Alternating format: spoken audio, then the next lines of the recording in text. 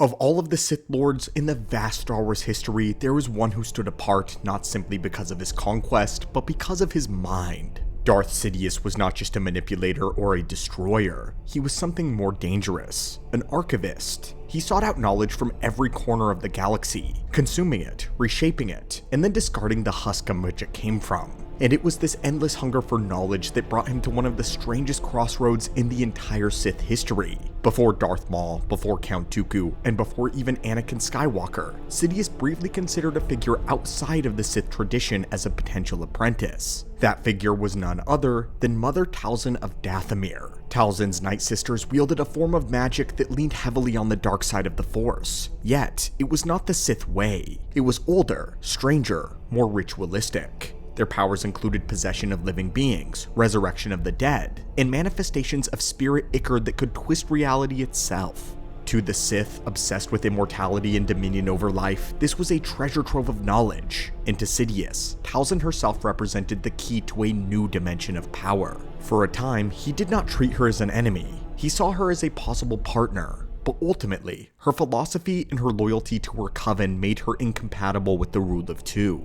Sidious did not fear her power, he stole from it. He preserved her writings, he took her son, and he consumed everything useful she had to offer before discarding her entirely. This is the story of why Sidious considered Mother Talzin as an apprentice, what he saw in her, and why she was destined to fail the ultimate test of the Sith. Greetings, lore junkies, back to the archives. We've been expecting you.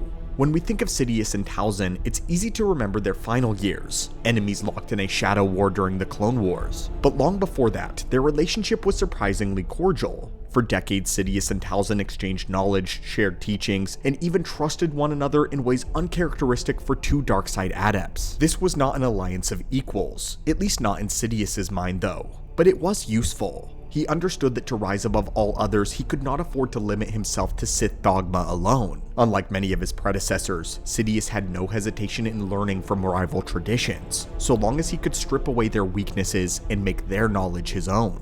This is one of the great secrets of Sidious's rise, where Sith like Naga Sadow, Exar Kun, and even Darth Bane built their legacy on conquest, ritual, or dogma. He raided the Jedi archives for forbidden lore. He unearthed ancient Sith holocrons. He delved into the obscure branches of the dark side, from Rakatan artifacts to Nightsister magic. But Sidious was never a hybrid. He was not half Jedi, half Sith, half Nightsister. He did not dilute himself. Instead, he practiced a kind of intellectual predation. He picked and chose what was useful, stripped it from its original context, and reshaped it into fitting his own philosophy of domination. This is what made Sidious so different. He wasn't bound by tradition. He consumed traditions, and in Talzin he saw a tradition that was worth consuming. For a time he played the part of the cordial ally, because he understood something that most Sith never could: patience. Sidious knew that her magic could offer him insights into the Force that had never been seen or bent to the will of the Sith, and so he studied her carefully. It is terrifying to think about, because while most Sith fought wars, Sidious was already working on something more permanent, assembling a library of knowledge so complete that it would make him eternal. The appeal of Mother Talzin was simple. She could do things that no other Sith could, and for Sidious, this made her invaluable. First is spirit possession. The most tempting of all of her abilities was spirit possession. In the Son of Dathomir comics, Talzin demonstrated that she could overwhelm Dooku, seizing control of his body and bending him to her will. This was not some weak-minded acolyte. This was Dooku, Tyrannus, a Sith Lord with a will as strong as Durasteel. And yet Talzin could breach his defenses and puppeteer his body like a vessel. This mirrored one of the most coveted powers of Sith history: essence transfer. Sith Lords like Darth Endedu and later even Sidious himself would perfect this technique, transferring their consciousness into another vessel, cheating death by sheer willpower. To see Talzin achieve something similar through ritual and ichor would have been electrifying to Sidious. It meant that immortality had multiple paths, and that her methods might hold keys to the Sith path that they had overlooked. Next is the resurrection of the dead. The Nightsisters had the ability to raise the dead temporarily by animating corpses, binding them with ichor, and summoning spirits back from the beyond. To the Sith who feared death above anything else, this was a tantalizing display of control. Even if primitive compared to the true immortality that they sought, it was still a form of power over life and death. Sidious would have seen this not an end in itself, but as another stepping stone towards his ultimate goal: Then you had projection and long-distance manifestation. Talzin could project herself across the galaxy, not as a mere hologram, but in a form that could physically interact with the world and even duel. This far outstripped standard Sith projection techniques. For a manipulator like Sidious, the tactical and psychological applications of such a power would have been obvious. And then you have alchemy and transformation. Finally, there were the Nightsisters' use of potions, enchantments, and flesh-twisting sorcery. Sidious was no stranger to alchemy, but Talzin's magic offered a new method of creating abominations, altering warriors, and shifting the tide of battles through ritual. For a Sith who always wanted new weapons, this knowledge was precious. Why did it all matter though? Taken together, these abilities made Talzin one of the most unique darkside practitioners that Sidious had ever seen. She was a rare breed. She offered him powers that paralleled and expanded upon Sith obsessions: immortality, resurrection, manipulation, transformation. To Sidious, this was a treasure trove waiting to be stripped down and then repurposed. But there was also a problem. Where the Sith prized individual will above all else, Talzin's power was rooted in community, ritual, and loyalty to her coven. And when Sidious saw her knowledge as priceless, he also knew that her philosophy would never allow her to truly become Sith. For all the temptation that Talzin represented, for all of the power she demonstrated that even the Sith coveted, Sidious knew that she could never truly be one of them. The difference wasn't in their strength, it was in their philosophy, their approach to the dark side, and their approach to power. The Sith believed in the absolute supremacy of the self. The rule of two was a brutal refinement of this creed. One master, one apprentice, locked in an endless cycle of betrayal until one proved themselves superior. To be Sith was to put yourself above all others, to place ambition and domination before family, before tradition, before any bond that could restrain your will or your power. Again, being rare and unique, the Nightsisters are extremely different. Their magic leaned into the dark side, but it was not purely evil. Their power was bound to the coven, their community, their matriarch. They wielded Ichor not for personal supremacy alone, but for the survival of their people. Where the Sith had said, "I alone must rule," the Nightsisters said, "Together we endure." This was the greatest weakness that Sidious saw in Talzin. For all of her power, she would never place herself above the coven. She could never become the perfect apprentice because she was loyal to something outside of herself. The Sith is the worship of self. Darth Sidious knew exactly how to test loyalty. When he secured Anakin Skywalker, he orchestrated the massacre at the Jedi Temple, Operation Nightfall. This was not simply a military action, it was Anakin's test. To prove himself Sith, he had to cut down the younglings, slaughter his comrades, and annihilate the very family and the order that raised him. Only then could he ever sever every tie of his former life. For Talzin, Sidious would have envisioned the same test. Her equivalent of Operation Nightfall would be the extermination of her coven. If she could kill her sisters, the very community that she served, only then could she prove her loyalty to the way of the Sith. But Sidious knew that she would never cross that line. Where Anakin was ultimately able to cut down his family, Talzin would never destroy hers. And that's what made her fatally flawed in the eyes of the Sith. But there was another issue. Sith power was immediate, primal, born of hatred and will. They did not need potions or rituals. A Sith could conjure lightning from their fingers, crush a starship's hull through raw fury. The Nightsisters, by contrast, relied on ingredients, chance, Ichor, and group rituals. To Sidious, this was a dependency. It was weakness. A true Sith's power flowed from within. Talzin's power was bound to her environment and her people. And finally, there was the question of hierarchy.